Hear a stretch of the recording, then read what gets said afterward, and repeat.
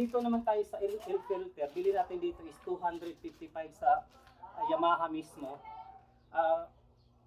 Sinasanay ko na lang yung sarili ko guys na pag magpalit ako ng platinum, ng spark plug, papalitan ko na lang din tong yung air filter niya para maski pa paano parang babalik siya sa normal, which is nararamdaman ko talaga pag bago yung spark plug, bago to, maganda din talaga yung takbo ng motor natin. Last week kasi naka-experience na naman ako ng namamatayan, tapos pag pinibirit mo ng todo, dun siya parang pumapalya. Pag nakabirit siya ng todo, dun siya pumapalya. So naisip ko, ito na naman yung nagiging problema niya. So ayun yung experience ko. Kung ganun din experience niyo, subukan niyo lang to. Ayun. Tingnan natin tong air filter. Ito lang yan. 1, alam ko 6.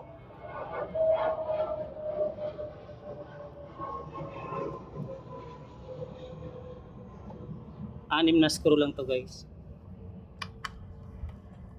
Dito.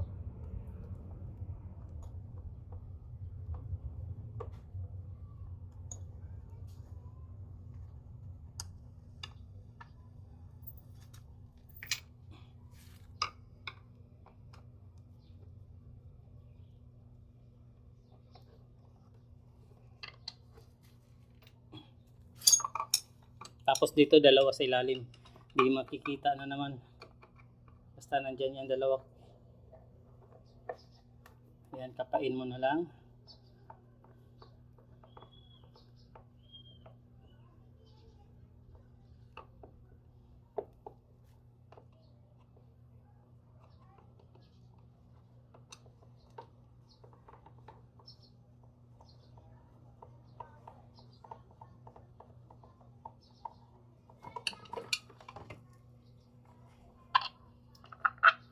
So, ayan o, totoo pala talaga hinala ko guys. Kasi, parang namamatay siya. Nung nakaraan na namamatay siya, parang pakiramdam ko, parang siyang nachuchok. Parang nagkukulang ng hangin. Yung pala talaga, sobrang dumi na. Ayan o. Sobrang dumi na rin. Kaya palitin na rin. Pag mga ganitong wag nyo nang tipirin. 255 lang naman eh. Palitan mo na, isang taon din mahigit kasi November November yun eh, November 2022, tapos ngayon lang ulit tayo nagpalit. So wag na natin tipirin yung motor natin guys.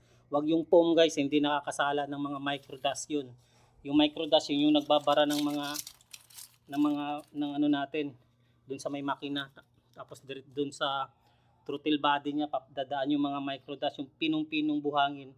Tapos kung yung tawag dito, yung sponge lang ilalagay nyo, sobrang laki ng mga butas nun guys, kayang pumasok yung mga microdust na tinatawag, yung pinong-pinong buhangin, hindi niya masasala ng kagaya niyan. Ito kahit mamamatay man siya habang tumatakbo dahil napipigilan, pero at least yung dumi niya hanggang dyan lang, hindi pumapasok sa loob kasi nasasala niya talaga yung pinong-pinong buhangin or dumi. So wag na nating tipirin. Pero kung alanganin talaga yung budget guys, kagaya nung nakaraan kong vlog, nanlilinis ko na lang siya gamit yung sabon at saka baking soda. Binabad ko siya doon hanggang natanggal talaga lahat. Binalawan ko ng maigi, tapos binilad ko sa araw. Pwede rin yun guys kung nagtitipid tayo or kulang tayo sa budget.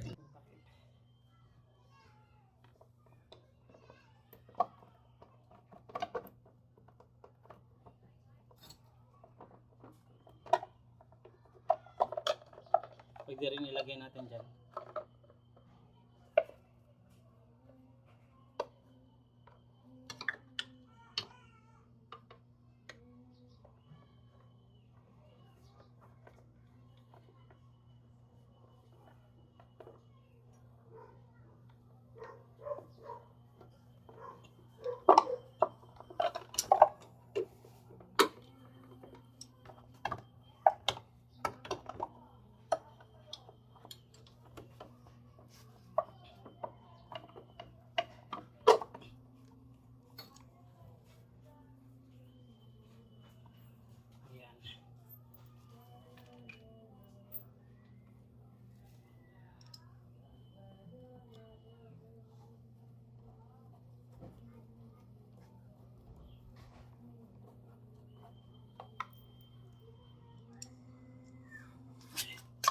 Paglagay ng screw guys, tapatan dapat yan.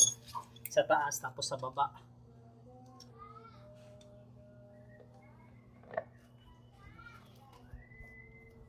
Tapos wag higpitan ka agad.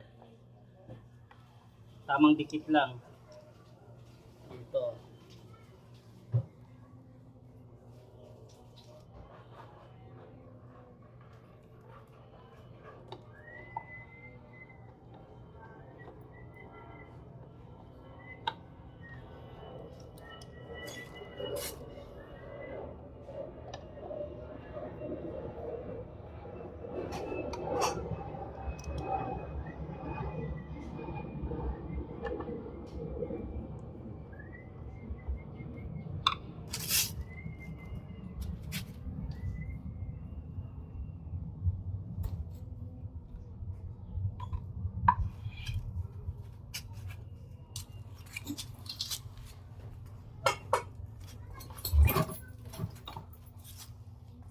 Bago natin i-final. Pag final, ganun din. Higpit, ano din.